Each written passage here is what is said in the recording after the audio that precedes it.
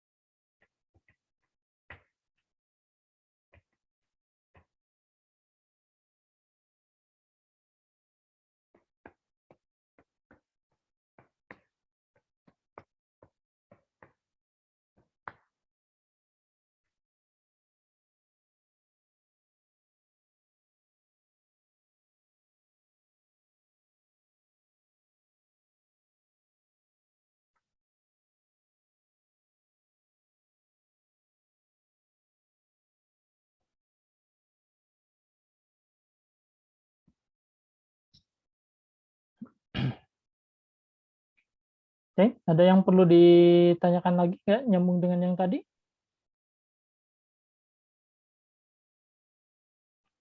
Atau saya paparkan dulu, ada ya satu lagi ya.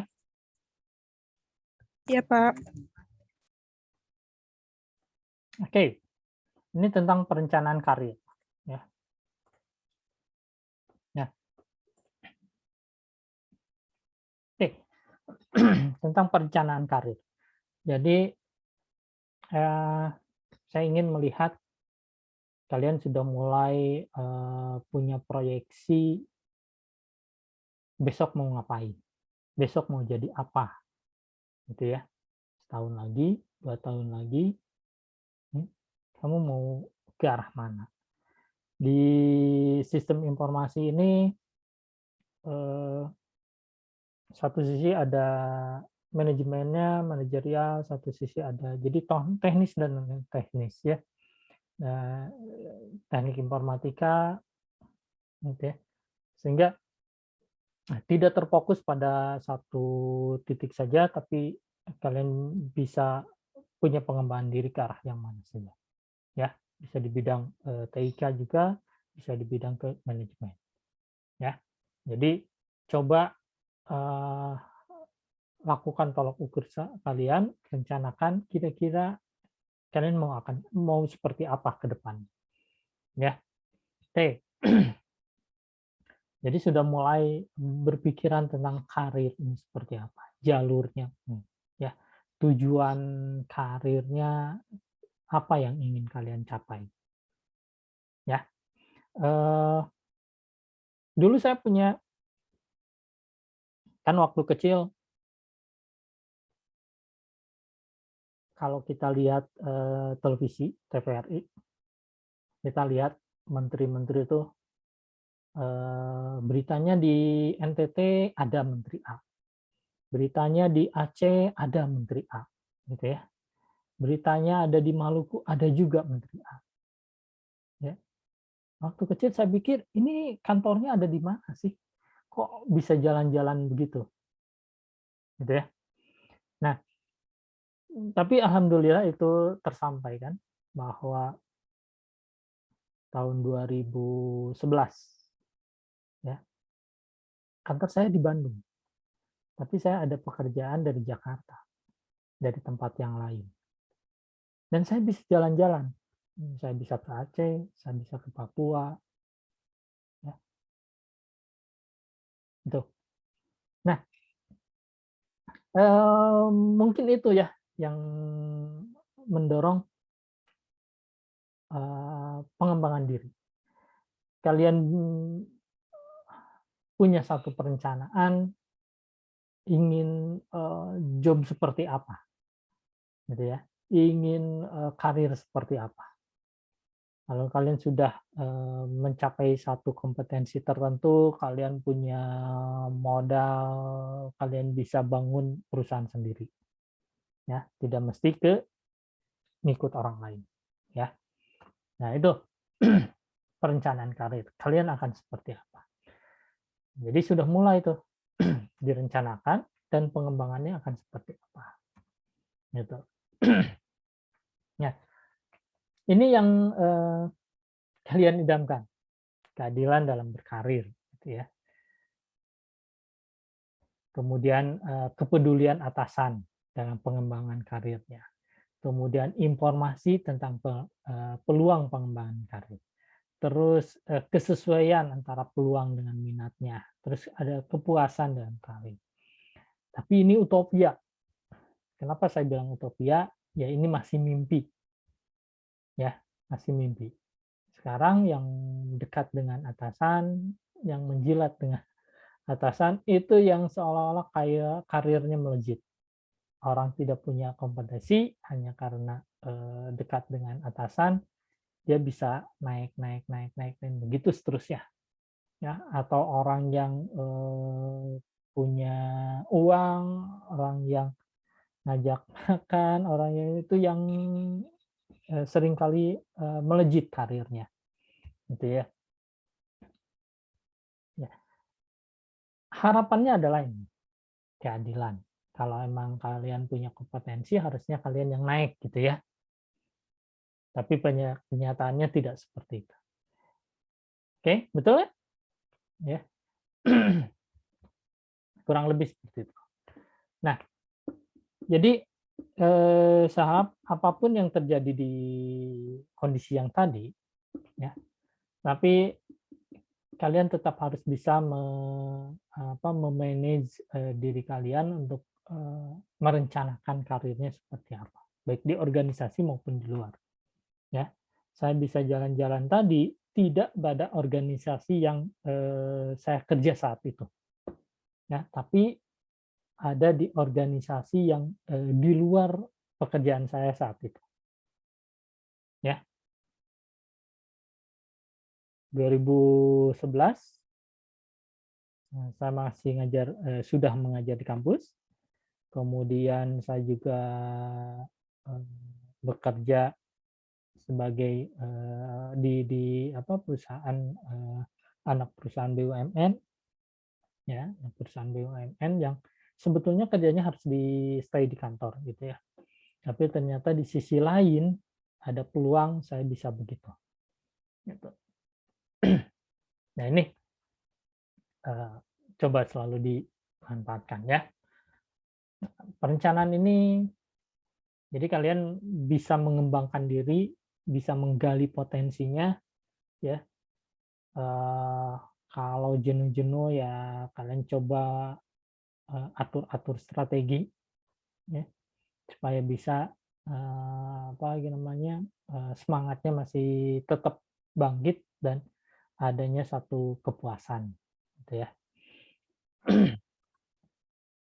Kemudian ini kalau kita lihat dari pengembangan karir individu, ya, utamakan kinerja, ya, emosi sisihkan dulu, utamakan kinerja.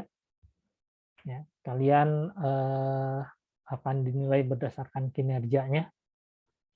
Kemudian bagusnya ada pengembangan dari jaringan, ya, jaringan bisa jaringan perkenalan dari media sosial, jaringan dari pertemanan sekolah dan mulai SD, SMP, SMA, perguruan tinggi, gitu ya, itu membentuk satu jaringan ya, sosial. Ya. Terus kalau kalian memang punya potensi di luar, tidak puas dengan yang sekarang, kalian mengundurkan diri, terus membangun perusahaan sendiri, ya, dan yang lainnya. Ya, jadi kalian seorang entrepreneur, cyber entrepreneur yang bermain di bidang cyber, ya, gitu. Kemudian ada penilaian diri. Nah, ini penilaian diri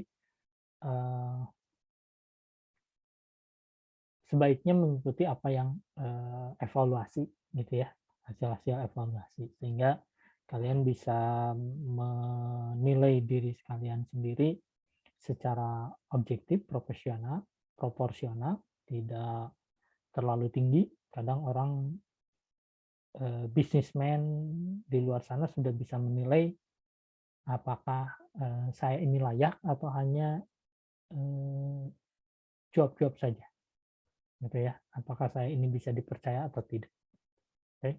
Nanti kita lihat ada yang, kepercayaan seperti apa ya. Di kita punya sesi lagi mata kuliah e-commerce ya, nanti kita lihat.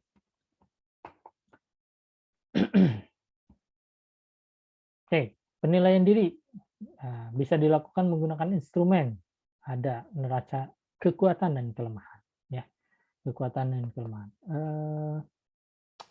Strength and weakness, ya, kemudian, suka atau tidak suka, kita lakukan survei, apa yang kita lakukan ini suka atau tidak suka, dari orang lain, ya, sehingga kita bisa melihat yang strategi kita ini, bermanfaat atau tidak.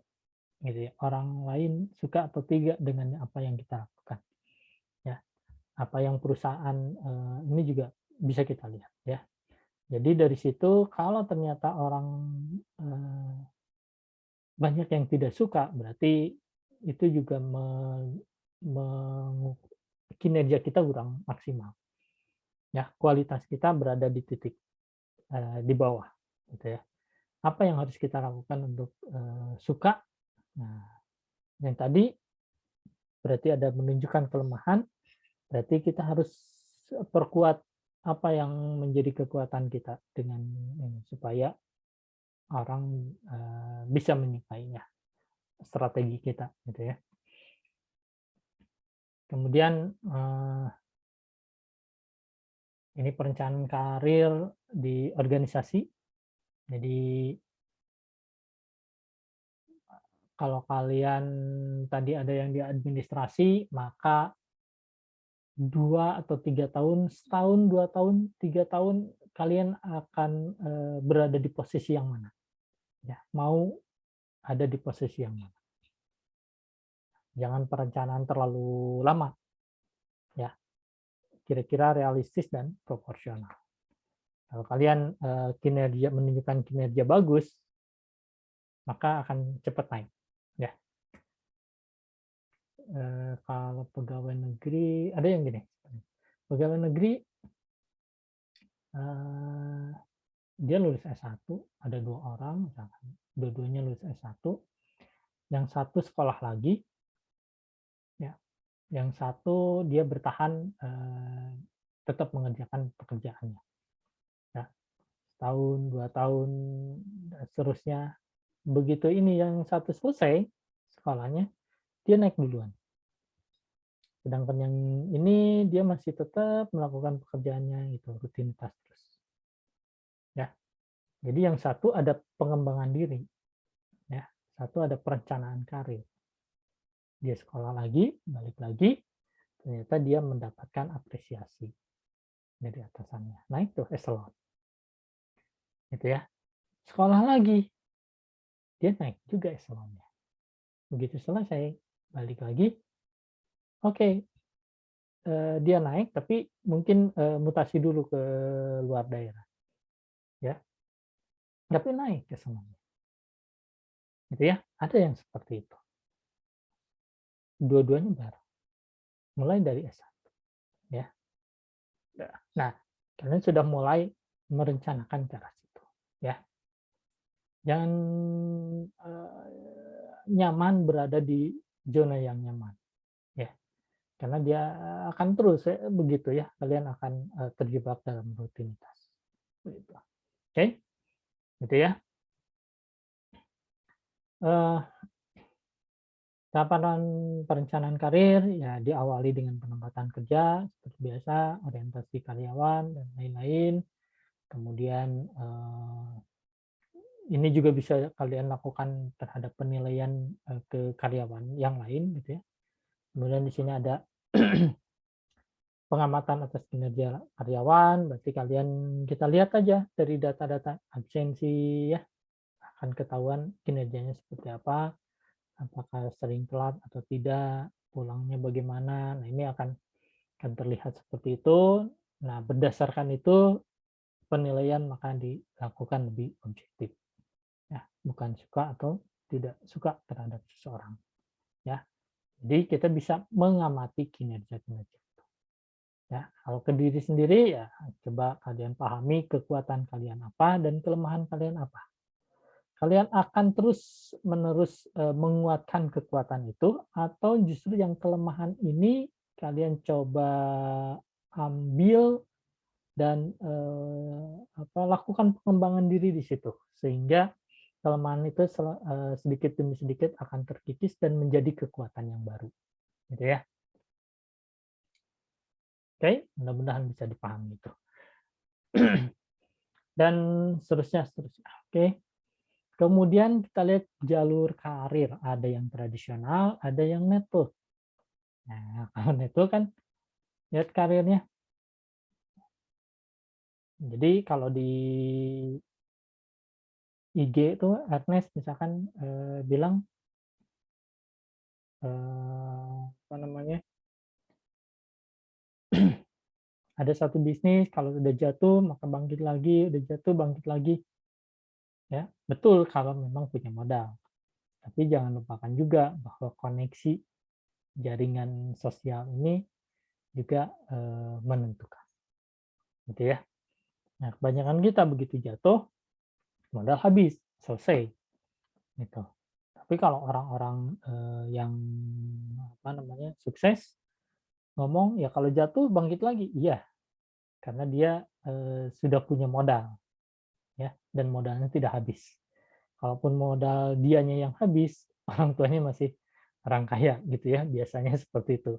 Jadi disokong lagi modalnya, walaupun bentuknya pinjaman, tapi ya tetap ada yang nyokong. Tapi kalau, orang-orang kecil biasanya begitu jatuh bisnis, modal juga habis, ya selesai, ya, untuk memulainya lagi lama, gitu. Jadi kalau yang seminar-seminar, orang-orang yang itu terus, ngomong A, I, U, E, O, biasanya setelah dia jatuh sekali, dia ada sisi lain yang memang menyokong untuk modal dan ada, koneksi sosial ya, social network. Bisa dari jaringan, pertemanan di mana maksudnya, dan itu bisa sebagai modal, untuk membangun, customer relation ya. Nah, jaringan-jaringan kita di IG, di Facebook ya, atau di, grup-grup, SD, SMP, SMA itu bisa jadi sebagai customer kita, ya, bisa jadi customer kita, ya. Ya, gitu ya. Oke, ini jalur tradisional, jalur jaringan, kemudian ada jalur keterampilan, lateral, ini, perpindahan lateral ini, ya. Jadi kalau kalian ada rolling ya, rolling dari satu posisi ke posisi yang satu bagian ke bagian yang lain walaupun posisinya sama, yaitu eh, apa, lateral gitu ya. Lakukan pengembangan karir ke arah situ. Kemudian ada karir ganda, kalau memang kalian bisa punya karir ganda. Nah, nah, dosen-dosen kita banyak yang karir ganda, satu sisi konsultan, satu sisi dosen, satu sisi juga yang lainnya. Ya. Kemudian menambah nilai karir ya harus adanya pengembangan diri, ya, selalu adanya pengembangan diri supaya tidak stuck di situ karirnya. Ya, ada juga demosi ya berarti turun peringkat, ya, turun, promosi ya naik, kalau demosi ya turun. Kemudian agen bebas ini orang yang memegang kendali biasanya calo-calo gitu ya. Agen bebas orang yang kalau banyak kasus yang ini apa, ini mau jadi eselon 3 maka ada orang yang kasak-kusuk. Nah, itu agen-agen bebas gitu ya. Kasak-kusuk untuk, "Oh siap, begini siap, begini," tapi nanti dia ada balas jasa ya. Bisa itu dengan project atau yang lainnya ya. Oke. Itu ya referensinya dari Bondin. Oke, ada yang perlu ditanyakan dulu silakan. Bapak mau nanya, Iya, mangga. bentar dulu dek, itu nggak dek. Sebentar, tunggu. Ini lowbat, sebentar.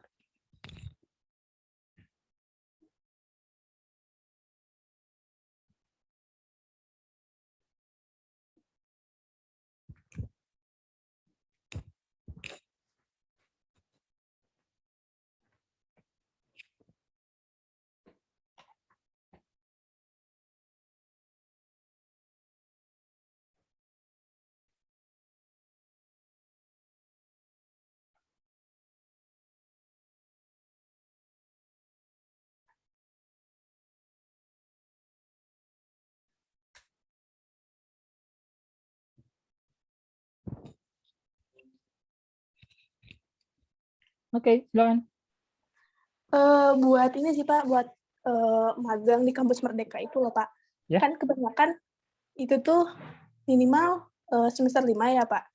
Nah, kita udah termasuk semester 5 belum Pak? Atau masih tetap semester 4? Berarti tidak bisa ya Pak? Apa yang dilakukan silakan lakukan ya, apa yang bisa dilakukan silakan lakukan. Dengan kondisi seperti ini kalian tidak bisa berpangku tangan, silakan dilakukan. Legalitasnya nanti kita urus belakang ya. Jadi bisa aja Pak? Boleh. Malah kakak kalian kan 2017 ya magang PMI. Padahal magangnya dia udah pernah, tapi karena ini ada satu peluang yang memang bagus, saya dorong untuk tetap silakan lakukan magang. Oke, baik Pak.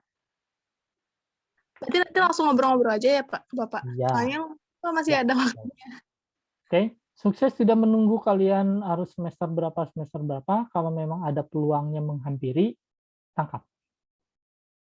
Ya. Baik Pak, terima kasih. Ya. Oke, ada lagi silakan.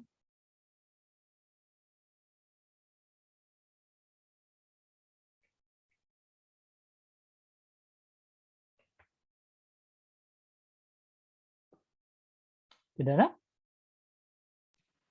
Masih ada sesi yang lain ya untuk yang e-commerce ya. Mau dilanjut?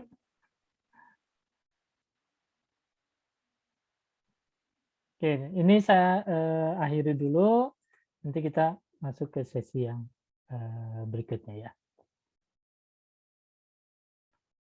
Oke, terima kasih. Kalau tidak ada yang perlu didiskusikan lagi, saya akhiri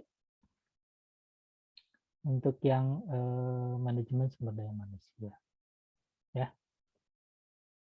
Oke, Assalamualaikum warahmatullahi wabarakatuh. Sebentar, nanti akan saya buka room lagi ya. Waalaikumsalam warahmatullahi wabarakatuh.